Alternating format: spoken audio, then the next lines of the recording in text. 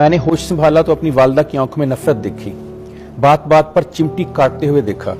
सुबह मेरी सौतेली माँ मुझे जगाते हुए चिमटियां काटती थी और अब्बू से शिकायत करती थी, जिस पर मेरे वालिद खड़े होकर मुझे पैरों से मारकर जगाते थे। धाड़ती हुई आवाज मेरे कान में गूंजा करती थी। मुझे लगता था मेरा दिमाग फट जाएगा। मेरी आंख खुल जाती थी। मैं कई कई रात सो नहीं पाती थी। दूसरी कहानी सुनाता हूँ। उसने कहा कि सर, मैं इससे जब भी कोई बात करता हूँ, इसके पास जाता हूँ, घर में दाखिल होता हूँ, ये चीखना शुरू कर देती है और अल्फाज बोलती, मुझे मत मारो, मुझे मत मारो, मुझे मत मारो। मैंने जब उसका तज्जिया किया तो पता चला कि उसके बाप ने जब उसकी वालदा को छोड़कर सेकंड मैरिज कर ली तो अदालत से इसकी कस्टडी ले ली।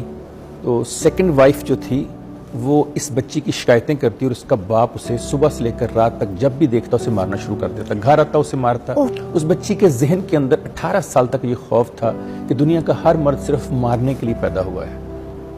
जब उसकी शादी हुई तो उसको लगता था ये मेरा जो खावंद है ये भी मेरे बाप की तरह जब भी घर में एंटर होगा, जब भी किचन में आएगा, जब भी बेडरूम में आएगा तो मुझे सिर्फ मारेगा। उसने बताया कि 2.5 साल हो गए सर इसकी चीखें सुनते हुए।